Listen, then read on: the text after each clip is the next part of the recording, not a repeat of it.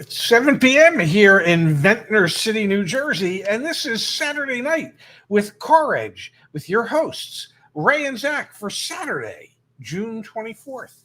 How you feeling today, handsome? I am great, Pops. Good to be back with you. You look very snazzy tonight. We've got a shirt matching a watch, matching a bracelet, matching another bracelet. It never ends with you. This is a newer bracelet. This one's a newer bracelet. You look good. Adding to the collection, trying to develop my own personal style. It's called Old Fart. Old Fart. All right, here's the deal, Dad. Yes. Consumers are abandoning their car loans. Things are as bad as they were in 2008, 2009. So we're going to spend the beginning of tonight's show talking about the data, the latest data, which we have plenty. Some coming from Automotive News, some coming from Cox Automotive, some coming from S&P Global, some coming from Experian. Then we are going to transition into, and also some from Edmunds. That's super interesting. I want to hear you share some stories of the negative equity and things that you saw back in 08, 09 when you were selling cars and parallels between then and now. Let's kick it off, though, Pops. First and foremost, I will start us off here.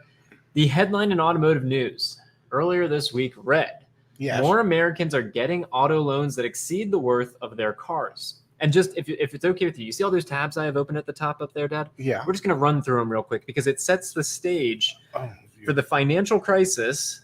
We're about to enter a financial crisis? More Americans are getting auto loans that exceed the worth of their cars. Used car loan-to-value ratios increased to 125% in the first 3 months of this year from 104% for the same period in 2021. Yes. High level, can you explain to us what that means, loan-to-value ratios? Well, typically banks would loan, if a bank would loan 100% of loan-to-value ratio, if a vehicle was worth $10,000, well, then they would finance up to $10,000. Typically, if you have good credit in the past, they would do 120, 125, maybe 130%. So somebody that had really, really excellent credit, they might be able to finance $13,000 on that $10,000 car. But you had to have really, really good credit. And now, even with just average credit, most of the loans are averaging out to 125% of loan to value. So on that same car that's worth $10,000, most banks are willing and have been willing to write a loan of $12,500 on it. And a couple months ago, a year ago even, banks were doing way over 125%. We saw 150%, 160% loan to value. Now, the other headline in conjunction with this, these are all headlines from this week. We're not cherry picking them. These are all from this week. Yes. Special report from S&P Global Mobility, auto finance delinquencies rise past Great Recession peak. Yes. And the Great Recession was what, 2008, 2009, 2010? We've been covering this story for months now. Auto loan delinquencies and now also repossessions. We've got some other data from Cox Automotive that starts to put into perspective what's happening with regards to repossessions. Let me pull that up on the screen, Dad. The check-in rate, so the vehicles that are actually making it to the auction, we are back up to nearly 2019 level repos coming into the auctions. We're at 90%, 9 out of 10 of as many vehicles from 2019 to today are repo vehicles. Well, you can see what had happened when money was plentiful. Yes. Repos as a repo check-in index was down to 70%, 73%. So repos are starting to make their way back to the auction. Delinquency rate, last time I checked, is a precursor to likely a repossession. Typically, because typically if you fall 60 or more days behind, banks tend to want to get their collateral back. Although there is a shortage of qualified and licensed repossessors out there, so it's harder and harder for the banks to contract with these repossessors to get these vehicles picked up. So it's a conundrum because more and more loans are going bad. Fewer repossessors are out there, so it makes it harder to repossess the cars that need to be repossessed. But ultimately, at some point, the banks will get caught up with those repossessions, or the world will go to hell in a handbasket, and it won't really matter. Yeah, the system works in the way that it does for various reasons, and one is so these corporations can make a lot of money. Going to put you all on the spot. Two more pieces of information, then we'll press pause. Yes. What do you think the latest data from Edmunds says is the average negative equity amount on a trade-in? This data comes from the end of last year. This is the fourth quarter of 2022, folks. This is the latest negative equity trade-in data we have. What do you think the negative trade-in equity amount is? And for those of you who are playing along at home, put your guesses in the chat. This would be, negative equity is such a confusing term. It's how much more you owe on a vehicle than it's worth when you go to trade it in. Speaking of which, before you trade in any vehicle, CarEdge.com/sell. You're not just trade in at the dealer, see what it's worth selling it elsewhere. What do you think, Dad? Bobby C is saying maybe $5,000. I'm saying 5,400. You're going to say 5,400. Yes. Ethan is saying a whopping 15,000. Maybe if you bought a BMW. Could be. We've got Space in the chat and Justice. They're going to get shout outs and kudos here in just a second, saying 5,000, 10,000 from Jimmy Turner. You guessed, what was it, Pops? 54. How do you know this stuff? How do you know this stuff? I was a little high. $5,341. Again, this data is the most recent information we have on how upside down is the other term, how underwater upside down folks are on their trade-in. Up 29% year over year. Do you know what that means for future car sales? No, let's hear it. It kills them. Because those people, if their average negative equity is just under $5,400, guess what they're not doing? They're not trading it out of their car to get into a new one. They can't afford to, because there is way too much negative to roll into the next loan. And at a certain point, you kind of have to pay for that negative equity.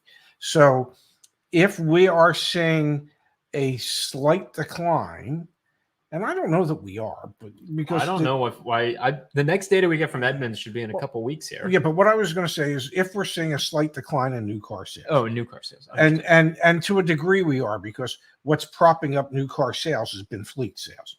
So if we're seeing somewhat of a stagnant or a slight decline in new car sales, that's one of the reasons, is because people who would like to buy a car and owe an extra $5,400 more on their car than what it's worth, even though they'd like to buy a car, they can't.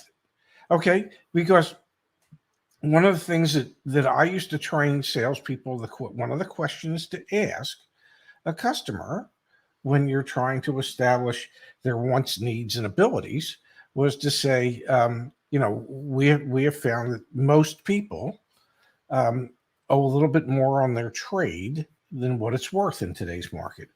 So how are you planning on handling your negative equity? In other words, it's your negative equity. What are you going to do about it, as opposed to how do you expect me to eat it for you? So if people are in that position, and they could be in that position because they paid way too much for the car, because in 2020, late 2021, 2022, people were, the retail values, asking prices were so high and so out of whack that as wholesale prices have started to come down, that just means those people are more upside down today than they normally would have been. But those are the type of people that tend to want to get a new car, but they just can't. So let's put this into perspective. Let's one other piece of information. You know me. Two other pieces of information, and then we're going to put it into perspective. Yes. Auto loan rates right now. Yes. Auto loan rates are up slightly in June, with the average new car auto loan interest rate at 8.99%, and used up to 13.63. Let's just leave that on the screen for 1 second. That, if I may, that in, say, 1982, 83, 84, that would have seemed like a relative bargain, because back then those rates were 17, 18, 19%. But we haven't seen rates like that for new and used cars in, over a decade. I'm just trying to, so the final piece of information, and then we'll try and wrap our heads around this. Pops, CarMax auto finance provisions rise 40% year over year. So one of the things that came out of Dodd-Frank is that financial institutions have to set aside funds in what are called loan loss provisions. It's these publicly traded companies, you can see every quarter how much money they set aside for expected credit losses. Yes, expected potential credit losses. Yeah, but the reason they're setting the money aside is because they don't. Because there's a potential there. Now, if that if that potential is not hit, then that money comes back, sure, comes but back. they have to put it But- over but there the- to protect yes, themselves. Yeah, and to protect the bank itself. The financial institution, Yes. 100%. Yeah, yeah. But again, this is public information. It didn't used to be. Provisions for credit losses rose 40% year over year to 80.9 million in just the first quarter, compared to 57.8 million in the same period last year. This is for CarMax's finance arm. So that's up $13 million. So if you extrapolate that out over 4 quarters, that would be It's right here, Pops, right an here. extra 52 million. Allowance for credit losses Yeah. came in at a coverage ratio of 3.11%. So this is CarMax Auto Finance telling us Yes. they expect 3.11% of their outstanding debt to not, their outstanding loans, excuse me. It's not their Could end up not being $535 million. This also comes on the heels, we don't have it queued up for tonight, but the 4-point-something billion ABS deal, auto loan backed asset-backed securities deal that came out earlier this week. So I just want to put this all into perspective. What have we talked about so far? So far, we've talked about more Americans. I'll pull that back up on the screen. This is what we've talked about in the first 10 minutes.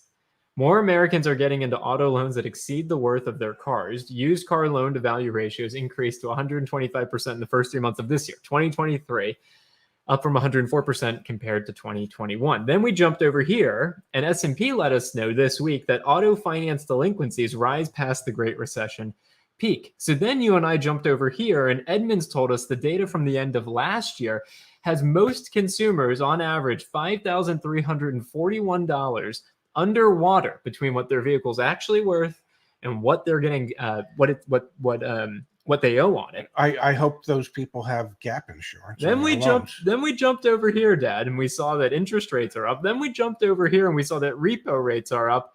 And then we came over here and we see big financial institutions are setting aside a boatload of money, more than they previously did, for when the poop hits the fan.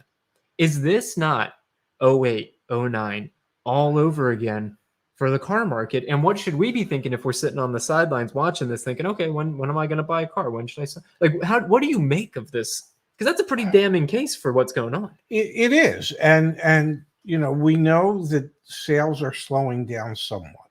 We do know that, both.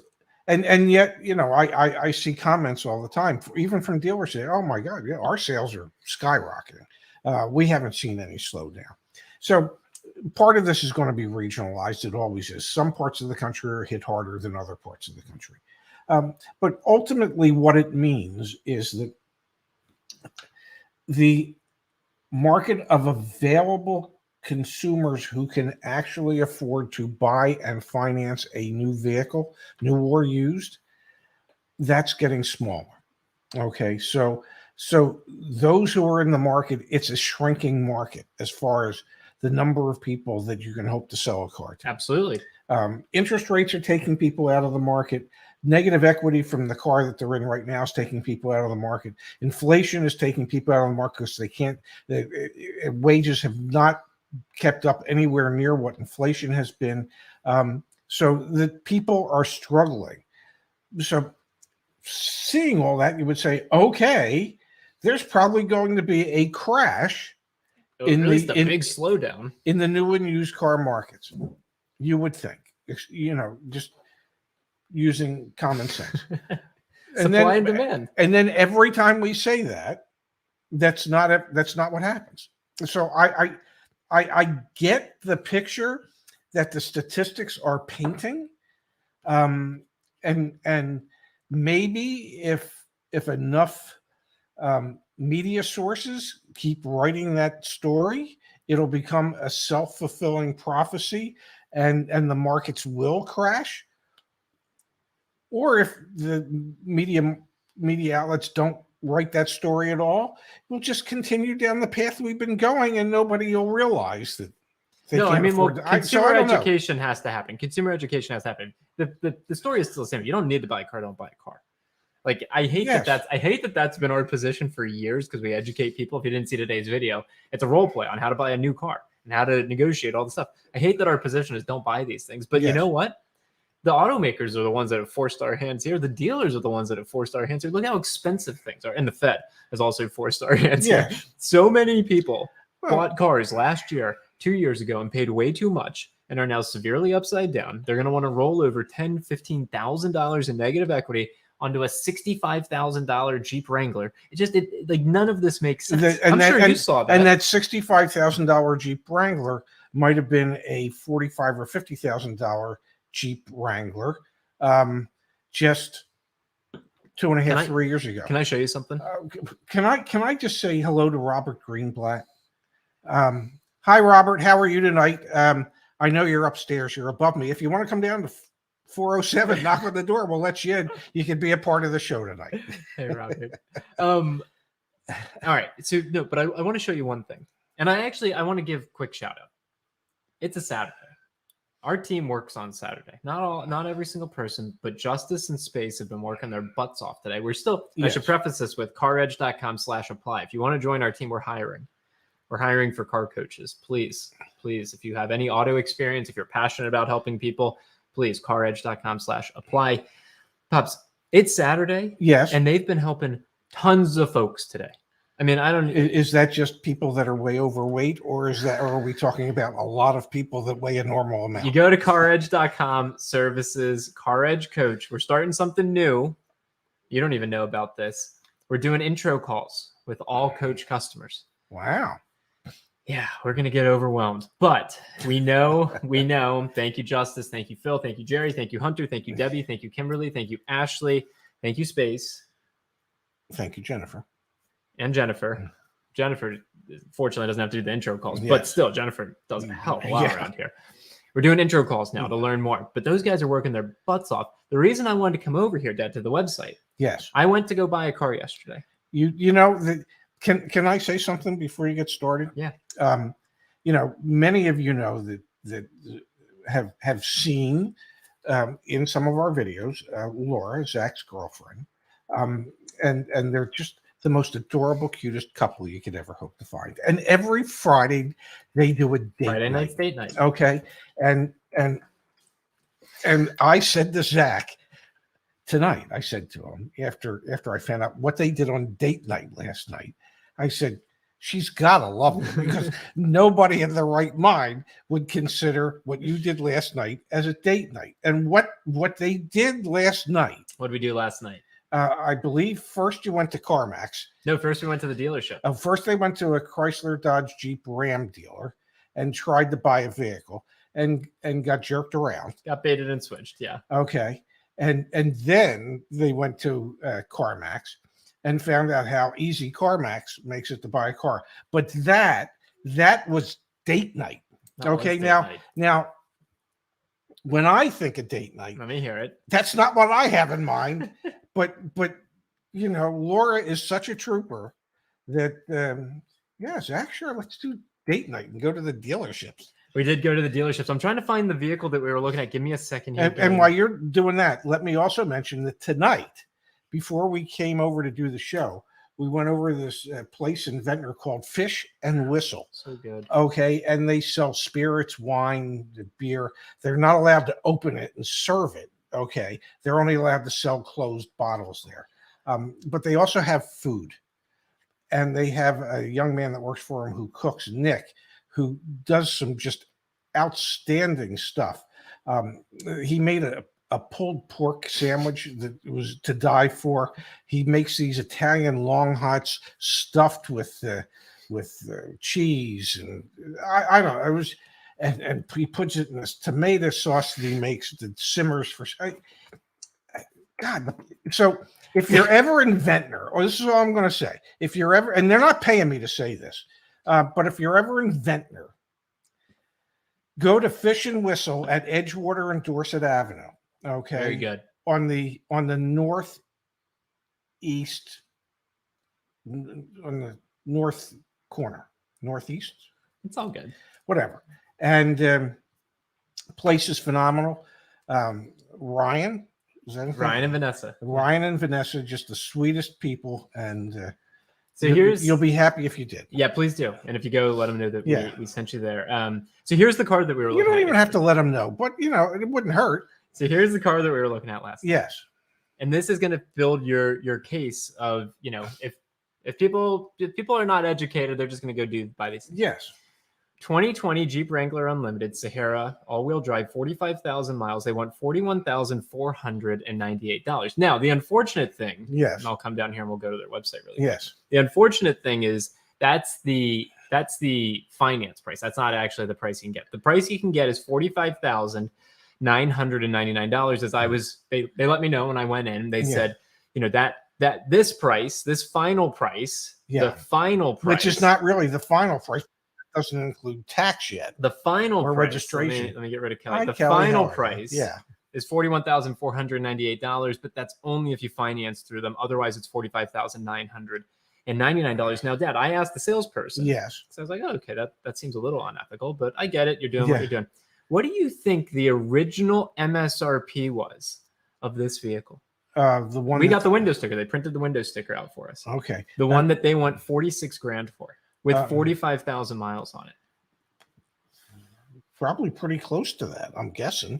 You think it was around $45,000, $46,000, $46,000 when it was original MSRP of this vehicle. Again, our price is wrong. We're adding dealer flags within the next, I don't know, month or so here, folks. So this listing actually in the future, a community member would be able to tag it as one that has additional fees or fake pricing, because the price is actually not $41,498. Did they have anywhere on their website that said that? Oh, well, it says see important disclosure here. Oh, okay. Price valid until midnight tonight. Prices include all costs to be paid by a consumer except for licensing costs, registration fees, and taxes. Offer valid on cash sales with no trade-in. In addition, to qualify for internet pricing, an appointment must be scheduled and kept with our internet center, and a printed copy of the published price must be presented to a salesperson. Internet pricing cannot be used in conjunction with any other pricing or advertisement. So the quick answer is no. Where does it say in there that you have to finance it through that? Exactly. No. So the original MSRP of that Jeep Wrangler was $47,900. So, and they want 46 grand for it. To your point about the stories that consumers are hearing, someone is going to go in there. I hope someone does this, but someone might go in there and buy a $46,000 used Jeep Wrangler Unlimited 2020 with 45,000 miles on it that originally had an MSRP of $47,900. So it has depreciated what?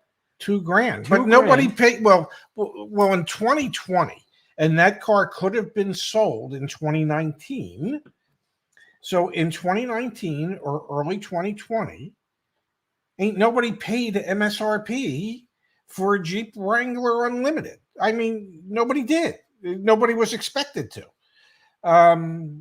So today, it's in their mind worth more in real dollars than it was when it was brand new with no money. And then someone gets signed up for financing at 13%. Let's do this really quick. 13.63 or whatever it was. I hope, and if anyone does try and buy this, please run the damn CarEdge report, because the report makes it very clear very quickly that they're overpriced. That's how I found that at the CarMax up the street, the exact same vehicle was selling for $37,000. I'm not saying that's a steal, but still. But it's a better value. I'm scrolling down. And how much? And just out of curiosity, when you went to CarMax, how difficult was it for you to get the selling price?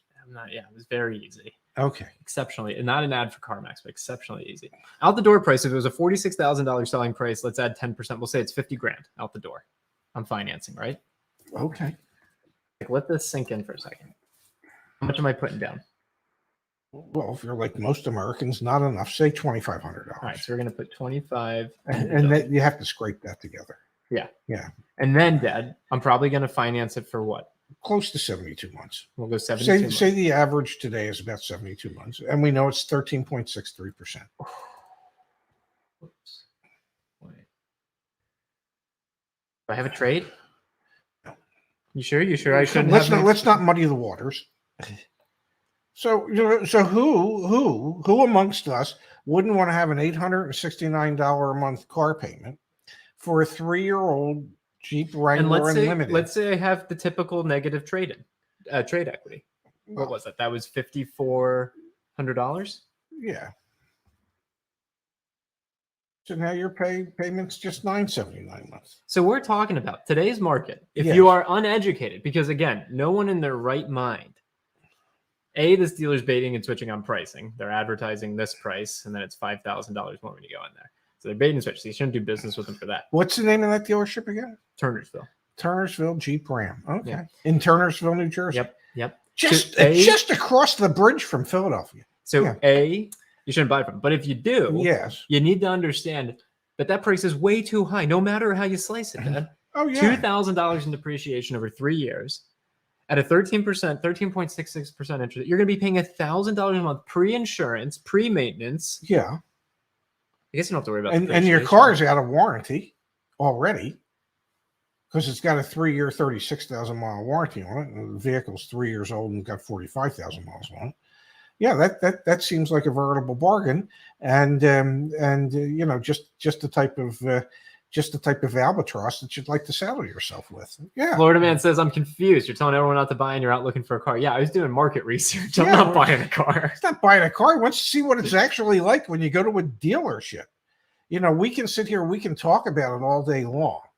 Okay, but we help people through the computer screen all day long. But until you actually go into a dealership and see the crap that they try to pull, and then this would be like a salesman at this dealership would be one of the ones that would comment, well, what, you don't want us to make a living? You know, we've got salesperson was very, hey, I'm not disparaging.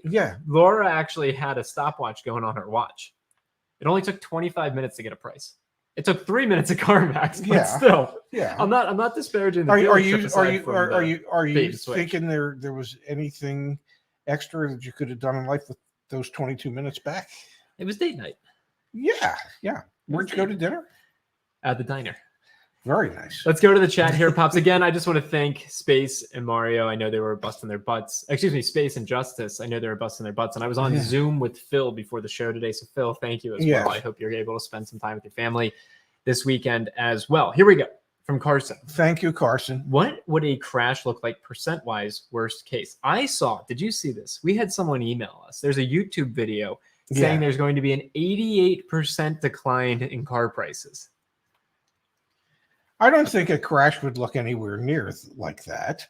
You know, and if it did, you know, then the average $500,000 house that somebody lives in is suddenly worth $112,000. Well, we're talking about cars, but the point is, if it's that way for cars, it's going to be the same way for everything else. So what do you think the crash actually is? If there's a crash, which there are a lot of factors that are against the idea of a crash, but still, we've been talking about all the things that set up a crash. If there were a crash, you know, if in the auto industry they saw it as a crash, why don't you take something cold out of the fridge? You know, if prices went down 20 to 25%, that to me would be like a crash. In my world, in somebody else's world, I don't know, but in my world, little San Pellegrino, ladies and gentlemen. Yeah, I think a realistic expectation for how far prices will go down, and to give you context here, wholesale used car prices went down last week. In 1 week. Yeah. And you got to get back in here, Pops. I'm giving me all the FaceTime. Last week, they went down 1% in a week. Yes. In the same exact week, retail prices went down 0.1%. Yes. So wholesale prices last year and over the past 18 months went up, what was it, 40, 45%? 50%. 50%? Yeah. If retail used car prices and new car prices come down 10%, I think that would be a lot. Mm-hmm. That being said, Dad, we had one of our community members come in today, and they told me there's a Ram dealership offering a 22% off of MSRP Ram 1500 deal for July 4th. At what point do the OEMs just look in the mirror and say, oh, crap, we made our cars too expensive? Well, they're all doing it right now. You know, the other day when I'm grabbing my water. Okay. The other day when we did the video about the local Ford dealership in our area, and we were looking at the various trucks, you know, and the trucks were 68, 72, 86, $88,000. And, you know, people are saying, who can buy these? How's anybody buying these? So, you know, even at 20% off on a $70,000, that's $14,000 off. You know, suddenly that $70,000 truck is $56,000, and it's still out of the reach for most people. So, and maybe you're not too far off with $14,000. Space is reminding us here yes. that earlier this year, if it'll pop up on the screen. There we go. You can get a Jeep Grand Cherokee 4xe, 4xe, with $13,000 in incentives right now. So if you think we're kind of sounding crazy, because there are still dealers trying to charge this poor man, I'm trying to help Tom. He's leasing his Lincoln Corsair, a new Lincoln Corsair. Yeah. And the freaking dealership, man, pissing me off because they keep telling him, oh, there's a chip shortage, so we have to charge you MSRP. Stop and I'm with telling that. Tom, Yeah. I'm saying, Tom, at a minimum, we're seeing 3 to 4% off MSRP on Lincoln Corsairs nationwide. You should be getting 6 or 7% off. And he's like, oh, but this dealer's treated me like nice my whole life. Yeah. If you're like Tom, he treats you nice because he knows you're going to flop, and you'll say yes. And it's here's the question. If you don't know this stuff, you're still going to get taken. But here's the question: do you want to be treated nice, or do you want to fair? be treated fairly? And wouldn't you like if you could be treated fairly and nicely at the same time, at the same dealership? That's the way it should be. Toyota dealer in my area trying to get $15K over MSRP for a Sequoia. The woman who sent me that $102,000 Toyota Sequoia from Florida, that dealership called her back. Yes. She messaged me earlier today, called her back. They would sell it to her at MSRP. You have, I'm not saying that's a good deal, but still, they came down $10,000 or $12,000 in price. If you're thinking about buying a car and you're going to be uneducated this time around, you're going to get absolutely taken because of how much volatility there's been. But right now, actually, I'm at the end of the month, end of the quarter right now. Mm-hmm. If you're trying to buy a new car, it's not that bad. There's some new cars out there you can get real deals on. There should be some deals, but there's less than a week left in the month, less than a week left in the second quarter. There should be motivated dealers between now and next Friday. Oh, those CDJR dealerships, Chrysler, Dodge, Jeep, Ram dealers, Chevy dealerships are starting to get backed up on inventory. I was even talking to one dealer, Pops. His Subaru dealership had too much inventory. Buick GMC, too much inventory. I did not get a face spray tan.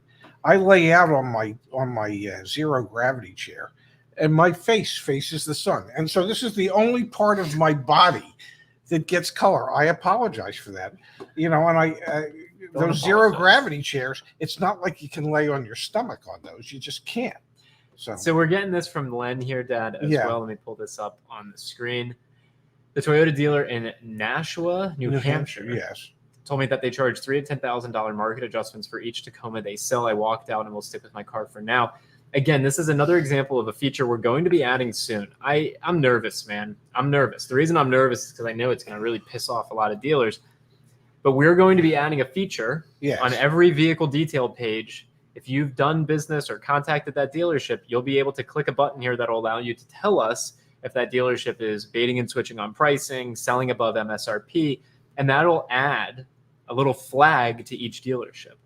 So then when you're searching for cars, you'll be able to see the dealers who have been flagged. And then as a community, we can pretty much, what's the polite way to say this? We can not give our business to those dealers who are practicing those ways of working. And we can give our business to the dealers who don't do that. Yes. It's going to work well. It would be a way to be more selective in who you do business with. Exactly. Which will make all of our lives a hell of a lot easier. I wasn't there a super sticker in there that we need to? I just feel bad because we haven't thanked Frank. So thank you, Frank. Thank you, Frank. And I believe is this Frank Moore the teacher? Who? Oh, Mr. Moore. Mr. Moore, who Deal School. Yes. Yeah. If you work in education, thank you. I'll do my little super sticker dance. We got to work on the hips, but you do look good. It's hard to do in a rolling chair. In a rolling swivel chair. Yeah. If you are in education, higher education or high school education, if you want to give, some of you might not even know this, we built a course on how to buy a car called Deal School. Yes. If you want to give free access to your students to Deal School, just email me, Zach, Z-A-C-H, at CarEdge.com. For those of you who are interested, Deal School, let me pull it up on the screen. Man, am I proud of that. We did such a good job putting that together. Pull it up here. It's loading, folks. It's loading. Stand by. It's still loading. Maybe I got to refresh it. Well, I have really great internet access here. The condo, my 50-year-old wires. There we go. It's loaded. I can. How do I view it? I'll be damned if I know, buddy. Lessons. Oh, I like that. Anyway, you guys can see here, we've got all these lessons, how to find your vehicle, getting ready for the dealership, how to negotiate your car deal, navigating the finance and insurance office. You're ready to buy. Because Kimberly Klein did the entire F&I section. Anyway, caredge.com/deal school. And again, if you work in education, we'd love to give you free access to that. So you can share it with your students. Exactly. Yeah, so Cots Ice, it was saying the same thing. It's the end of the quarter, time to get some real deals. Yes. What brands do you think? I mean, I could pull up the data from Cox Automotive, but Nissan has a lot of inventory. Well, we Chrysler, know, Dodge, Jeep, we Ram. know rogues breed like rabbits on dealers' lots. Johnny wants to see the Jeep Renegade supply update, but there's going to be incentives on Renegade. I mean, there should be incentives on pretty much everything with the exception of maybe Toyotas. Yeah, there's not going to be much in the way of an incentive for Toyotas, but Subaru's been discounting more than they have been, I believe, even Honda to a certain degree. So we're seeing a little more flexibility from the dealers. What we don't like to see is what you saw and encountered last night, where the advertised price isn't really the price. We don't want to see that. We want to see real, honest to goodness transparency and flexibility on behalf of the dealers to make the whole car buying process much easier. All right, we've got from Richie here, Pops. How come you guys weren't complaining when everything was under MSRP and sometimes even under invoice and we were struggling to make little to nothing? The short answer here would be we weren't around. We started right when COVID, started. So that's what and we still would have done the same things we're doing today, which are education, Richie. The whole thing boils down to education. If you're trying to insinuate that I don't want dealerships to make money, that's not true. I want dealerships to make money. The dealerships I managed made money. The people I sold cars to agreed with me that we not only were we entitled to make a profit, but we needed to make a profit. So if, God forbid, anything happened to their vehicle, we would be able to be there to take care of it for them.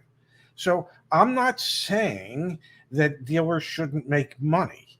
I'm saying that dealers should look at the way they go about selling the product in order to make it easier and more customer-centric. If, for example, when things were slow and you would sell things at invoice or below invoice, like, I don't know, I think it was 2005 or 2006, and we had a glut of, or 2007, 2008, I don't know what it was. We had a glut of TLs. Yeah. And I had a whiteboard when you walked into the dealership, and it had our pricing for TLs. And it simply said, whatever model year it was, 3.2 TLs, they are invoice plus $250 less any factory incentives that you qualify for. Go pick the car. We'll go grab the invoice. You'll see all the numbers. We'll make it that simple for you. So I'm not saying dealers shouldn't make money. I'm just saying dealers should make it easier for customers to buy a car and to understand what it is that they're buying when they do buy the car. Yeah, and more fair. Like, it shouldn't take some skill level to get a better deal than someone else. That makes no sense. Yes. We're actually working on something. I'm looking for feedback here in the chat. Pre-negotiated deals from CarEdge. So we're having some initial conversations with dealers, and we're having the conversation. We're saying, hey, would you let us set your pricing for our community? You're still going to make money. You're not going to make as much money as you were making before, but it'll be fair, and it'll be honest, and everyone will know it. So used cars would be at your cost plus a certain amount, and new cars would be at the price that we tell you below MSRP based on what we're seeing from the thousands of car deals that we look at every single month. Mm-hmm. I'm curious how the community reacts to that. We're thinking, we're working on it right now. And it would all be transparent up front. You'd pick out the car, you'd see the price, and that would be that. It'd be like going to CarMax. Why do you think I was at CarMax yesterday? It's like, how the hell do they do it? Because we should be able to do it. And the way they do it proves why people are willing to pay more to go buy a car at CarMax, than at a regular dealership because it's so much easier. They get time time back in their lives. lifetime. Yeah. Or in their life. Whatever the hell I'm trying to say. Yeah, exactly. Yeah. Hey, I wanted to pull up that. I was talking about it for a second about what those flags will look like. Let me pull it up on the screen here in just a moment so everyone can see, because I think that idea of as a community coming together to surface information to help each other get time back in their lives, I think that'll be really, really valuable. So give me a second as I pull that up on the screen. It is loading. It's loading on the slowest internet known to man. But the fastest you can get in Ventnor City, New Jersey. Well, the fastest you can get in my building. The fastest you can get. And I'm fortunate in my building that mine actually works, and so many others in my building it doesn't. Yeah, this is true. At least we have the Wi-Fi. All right, let me get this up on the screen, folks. Just a design file because, yes, our team is still working on this. You'll be on the vehicle detail page. And if a dealership adds hidden fees, and someone has tagged it as hidden fees, or they sell vehicles above MSRP, we will be tagging those. Wow, very interesting. And you'll be able to share that information with us by reporting data over here on the right. So for example, if a vehicle didn't have this, but you know you've been there and they have hidden fees, you'll report that inaccurate or incorrect data. And then that information will go to our team, we'll validate it, and it'll show up. Fingers crossed. Hopefully that can help some people save some time, some money, and some energy. Put time back in their life.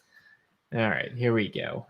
You are idealistic. No honest dealer will be available. I think there are honest dealers out there. Yeah. I think there's not enough of them, but I think there are honest dealers. I think there's honest dealers out there. And I think if we can prove to dealers that it is more time efficient and ultimately ends up making them more money because they can sell and deliver more cars in the same amount of time, that suddenly a light bulb would go off in their head and they'd go, yeah, I could see doing this. Yeah, absolutely. All right, Pops, let's come here to the chat to squeegeetid. Thank you for your work and content. I'll be using your coaches for a new factory order transaction in the fourth quarter. That is awesome. Thank you for the contribution. We help with everything. Leasing, financing, factory orders. Remember the factory order, how to factory order a car? I think you did that like a year and a half ago and has 1 million views. People find it so useful. Yeah. And factory ordering is a great option. You can't do it with all the brands, but it's definitely a good option. It is indeed. Yeah. All right, we've got some other comments here coming in, Dad. Oh man, what is this from Mike? Have a dealer tell me need to come in to get the out the door price. Dealer is an hour away. Told them I would not come down. Need to call text. 2 weeks of calls and text still. Yeah, that's the type of stuff. If you don't believe, if you can't convince a customer that the price you're giving them is a fair and transparent price and give them reasons as to why they would want to do business with you, even if your price might be a few dollars higher than somebody else's, then shame on you as a dealer. You can explain what you do in your community, how you help your community, how you're a good community citizen, corporate community citizen. And I mean, when I ran the mini dealership, and I went to the owners, I said, what would you say if we stopped spending $30,000 a month on advertising? And instead of spending that money, anytime a customer buys a car, we'll make a donation in their name to the Johns Hopkins Children's Hospital, because we want to help take care of the most important minis of them all, our children. That's good, Bart. It's great. Okay. And that's what we did for a year. Okay. So if my price was $50 more or $100 more, and I explained to the customer, well, this is what we're doing within our community to help, a lot of customers said, that makes sense. Thank you. And they would get a receipt and a thank you note from Johns Hopkins for their donation, because we made the donation in their name. No, hey, it's awesome. Trust me. I totally get it. So it can be done. But I don't blame, I got to tell you, I don't blame the dealers. You go on Car Gurus or cars.com, all the prices are fake. Like the only way you're going to get someone even to take an interest in calling you or contacting you is because you show up on the first page with your fake price. Yes. Then the fact that you can't even give them the honest answer. Yeah, that's where I start to get a little bit frustrated. Okay, a couple more chat messages here, Pops, and then let's go tonight. Okay. I want you to have a nice, relaxing Saturday night. Yeah, because tomorrow we're going out to film some more. We are going out to film. Yeah, tomorrow will be very fun. Yeah. Thoughts on the Canadian market? We need you guys up here in Canada. Pops, do you have any pulse of what's going on in Canada? I got to imagine it's similar to what's going on here. I would think it's very similar to what we see in the United States. And, you know, I used to work for a gentleman for a short period of time, Terry Raffi of the Raffi Auto Group, when he had a Mercedes-Benz dealership in Catonsville outside of Baltimore. And he was he's from Canada. And so, you know, I don't think their market's any different really than ours. They probably just have even less inventory. A shortage of cars, probably a few more restrictions on how you're allowed to price things, and maybe the Canadian government actually enforces it. I don't know. I kind of doubt it, but that's just me. Yeah. We've got Pedro saying I applied for the concierge, but never contacted. Is that still going on? Sorry about that, Pedro. No. We stopped the concierge program. We did it for about 20 people. Yes. Wasn't the right fit. That being said, coaching, we've added the live call. So again, if you're new to the stream or just joining us, our CarEdge coach now includes a live video call with our team. So that's super helpful. And we are working on those pre-negotiated deals as well, which is kind of like concierge. Just we did all the work for everyone in advance. Yes. Yeah. And then Jax is, yeah, exactly. Is this a problem pushed by online car search platforms? 100%. Yes. I'm now making it my life goal to make Car Gurus obsolete. If you work at Car Gurus, I'm sorry, but I think your platform is terrible. The fact that everyone has to compete on BS pricing. Yes. And every dealer knows it. And there's dealers that don't want to do it like that, but say, but if we don't play the game the way everybody else is playing it, we won't be able to sell cars. We won't get anyone. Yeah. Yes. No, I am the. Why was I pretending to buy a car last week or yesterday? Why am I talking to more dealers? Because I need to understand. Because if we're just going to advocate for consumers but not understand why they act the way they act, I'm not. I admonish it. I don't endorse it, but I have to understand it. Well, sure, and maybe. I mean, I'm the kind of guy that you know, I'm goofy enough that I would put the price and I would put a giant ass asterisk next to it. Okay, that says, hey, this isn't the real price. This is the price I got to use to get you to at least look at what the real price might be, because that's the way the game is played. At least I want to be straight up with you. Keep going through the chat here, Pops. From Thomas. Thank you, Thomas. Appreciate the contribution. Thank hey, you. guys, love the content.